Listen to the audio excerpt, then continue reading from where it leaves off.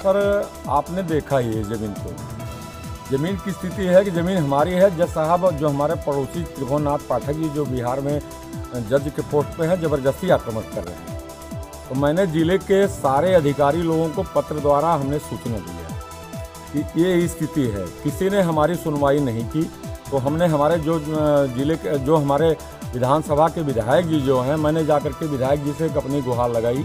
विधायक जी ने विधायक जी के द्वारा जिले के बड़े अधिकारियों को अवगत कराने की वजह से काम को स्थगित किया गया। मट्टी का और ईंटें का पहले ही व्यवस्था बना के गिरा दिए थे और निर्माण करना चाह रहे थे। और आप तो खुद देख रहे हैं कि स्थिति वहाँ की क्या है। उनके द्वारा हमें राहत मिला और हमें हमारी जान माल की भी रक्षा की जाए। हमें कि माननीय जज साहब के द्वारा बार बार आ रहा है कि अगर इस निर्माण को नहीं करने दोगे तो तुम्हारी हत्या करवा देंगे। इसलिए हमने सारी बात विधायक जी से जाके कहा। विधायक जी ने आश्वासन दिया कि हम जिले के सब अधिकारी को अवगत करा देंगे कि ऐसी कोई व्यवस्था न की जाए। वो बुनियाद है। जज साहब के ही रिश्तेदार माननीय विधायक जी हैं। लेकिन विधायक जी रिश्तेदार हो, चाहे दामाद हो, चाहे समधी हो, जनता के प्रतिनिधि हैं, जनता की सुनते हैं और जनता के द्वारा सुनी हुई बात को वो उसकी जांच पड़ताल कर लेते हैं, तभी रिश्तेदारी का कोई मोहत देते हैं। रिश्तेदारी का कभी मोहत विजय मिश्रा ये नहीं, चौथी बार हमारे यहाँ के विधायक हैं। अगर ये नात रिश्तेदारी का रिश्ता जोड़े होते तो आज चौथी बार विधायक नहीं होते। वो हमेशा गरीबों की सुनते हैं और जो उचित होता है वही न्याय करते हैं, किसी की सुनते नहीं हैं। जो चौथी बार यहाँ के विधायक हुए हैं, सिर्फ अपने काम की वजह से, अपने वर्चस्व की वजह से, गरीबों की सुनने की वजह से हमेशा गरीबों की सुनते हैं। यहाँ नाते रिश्तेदार की किसी की सुनते नहीं हैं। दरअसल मामला चक्रोट का है। हमारे पड़ोस में मीनानाथ तिवारी जयप्रकाश तिवारी रहते हैं, तो उनके बगल से दोनों तरफ चक्रोट है। वही रास्ता हमारे लिए भी आने जाने का है, उनको भी है। लेकिन उस पर अतिक्रमण करके ज़बरदस्ती कब्जा किए हुए हैं। कहीं नदा बहा देते हैं, कहीं कुछ रख देते हैं। आने जाने में दिक्कत होती है। वही उसी के लिए जो है हमने प्रशासन से चक्रोट नपवाने के लिए दरख्वास्त दिया था। दरख्वास्त के अनुरूप प्रशासन द्वारा आए रेवेन्यू अधिकारी और थानेदार सबके सामने पैमाइश हुई, चिन्हित हुआ और चिन्हित करा कर माटी डलवाना शुरू किए। दरोगा जी कुछ देर बाद चले गए। उसके बाद इन्होंने माटी डालना भी बंद कर दिया और फिर ज्यों का त्यों कर दिया कि हम नहीं बनने देंगे। और ये कोटेदार भी हैं और इनका विधायक जी से बहुत नज़दीकी रिश्ता है।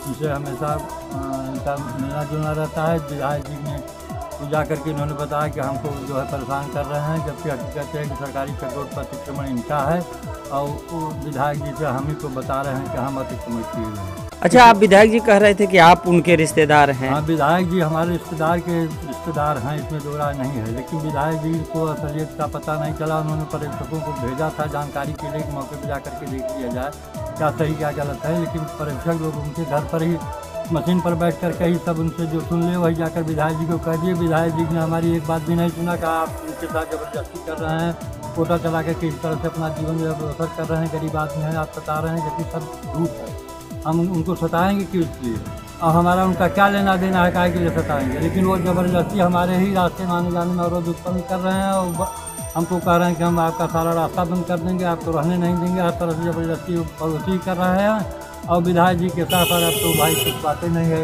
विधायक जी उनके अगेंस्ट में आकर के हर तरह की बात। अच्छा, एक और सवाल है।